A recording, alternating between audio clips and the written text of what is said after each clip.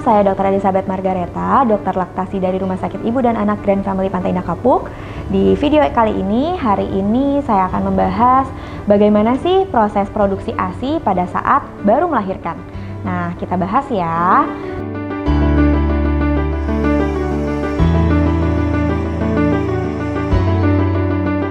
Jadi Moms, hari ini saya akan coba menjelaskan sedikit ya bagaimana sih proses produksi ASI itu sendiri. So, produksi ASI itu bergantung dengan kerja hormonal dari tubuh seorang ibu yang setelah melahirkan. Hormon-hormon ini yang signifikan bekerja adalah ketika hormon kehamilan, let's say katakanlah progesteron, estrogen, ini mulai turun, kemudian hormon yang bekerja pada ASI, prolaktin, oksitosin baru perlahan akan meningkat. Karena kerja hormon-hormon ini cenderung berlawanan. So, kalau seandainya hormon kehamilan itu kan nggak kayak roller coaster ya, nggak mungkin zet langsung turun gitu, jadi turunnya perlahan, ini pun akan naik perlahan. Makanya kita nggak boleh terlalu panik kalau seandainya awal-awal belum keluar, karena memang semuanya berdasarkan proses.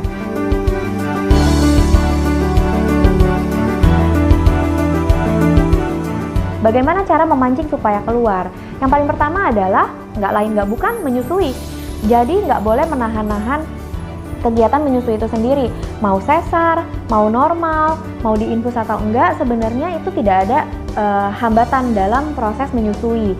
Semakin dini atau semakin cepat menyusui itu dilakukan dari mulai IMD pada saat mulai melahirkan, itu akan memancing produksi hormon ASI itu akan meningkat lebih cepat daripada seharusnya gitu. Jadi maksudnya kita akan merangsang produksi ASI itu supaya lebih cepat, mulai dari kegiatan IMD itu sendiri. Pertama, pada saat mulai di ruang operasi atau pada saat sesaat setelah melahirkan normal, jadi anaknya langsung diarahkan ke area dada supaya mencari puting tersebut dan IMD. Nah, dari proses pertama itu akan merangsang produksi ASI jauh lebih cepat. Kemudian kapanpun bayinya menangis, meminta, atau kesannya seperti lapar, itu tetap harus menyusui. Jadi bukan ditahan-tahan, oh nanti aja mamanya masih diinfus, atau oh nanti aja masih pusing dan segala macam. Semakin cepat dikenalkan kepada bayi, semakin cepat bayinya yang menyusu, itu pasti akan merangsang produksi ASI jauh lebih cepat. Karena supply by demand, itu prinsip ASI yang paling utama.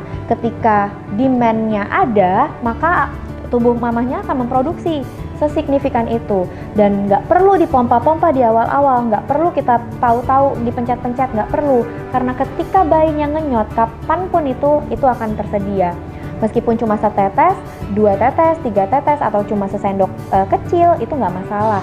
Jadi nggak usah kita taker-taker ini ASI saya cukup atau enggak, keluar atau enggak, karena biasanya mama atau mams yang pencet-pencet payudara belum tentu benar cara memencetnya, belum tentu keluar.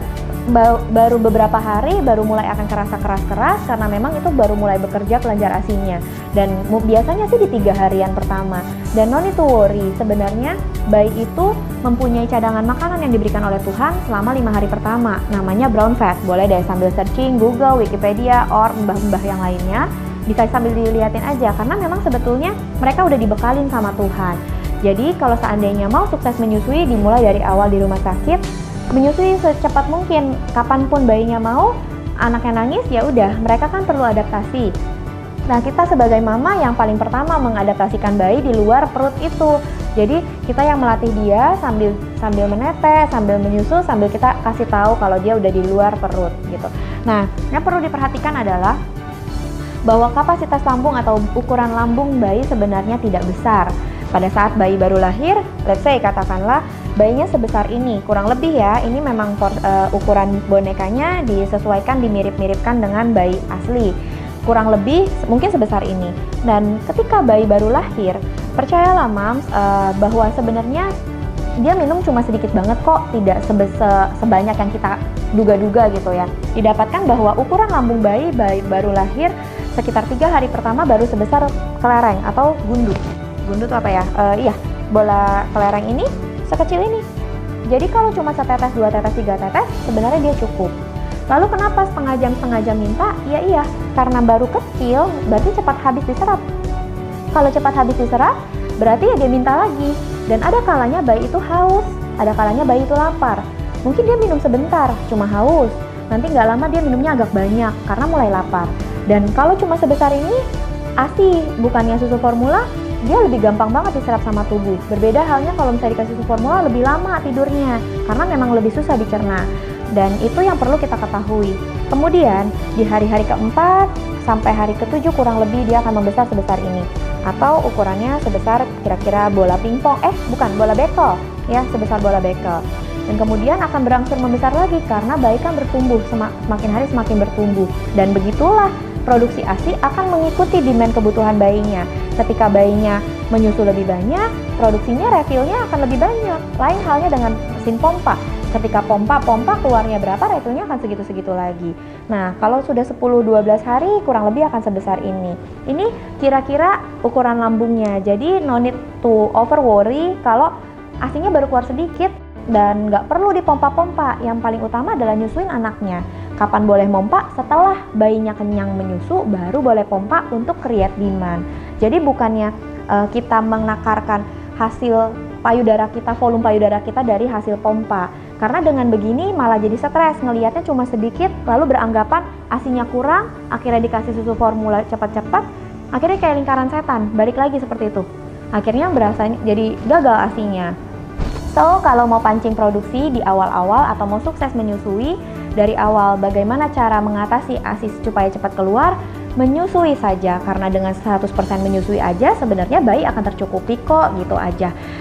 Yang paling utama adalah mindset dari mamanya sendiri, optimis, positive thinking, lalu lakukan segala yang benar, cari informasi dari yang expert, bukan hanya sekedar sharing-sharing belaka, karena satu A ngomong apa, B ngomong apa, C ngomong apa, semuanya berbeda dan belum tentu sesuai dengan kapasitas yang sebenarnya gitu.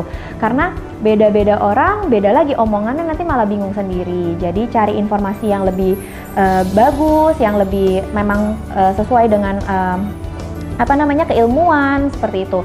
Boleh cari wadah-wadah seperti babyologis di mana ada expert-expert yang berbicara. Boleh tanya juga kalau seandainya masih belum paham, boleh lihat aplikasinya babyologis, boleh tanya ke timnya Rumah Sakit Grand Family juga, atau boleh juga mention ke saya atau tanya ke saya juga nggak masalah.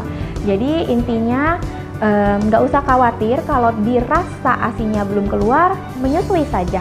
Nggak perlu pompa-pompa di awal-awal di rumah sakit, nanti pompa-pompanya ada waktunya dan nggak perlu dijadwal-jadwal. Persering menyusui kapanpun bayi mau, sebisa mungkin. Kalau misalnya room in bisa, ada yang bantu jaga, itu jauh lebih bagus. Well, semoga apa yang saya share ini cukup bermanfaat dan bisa dapat masukan. Semangat mengasihi ya, Tuhan berkati.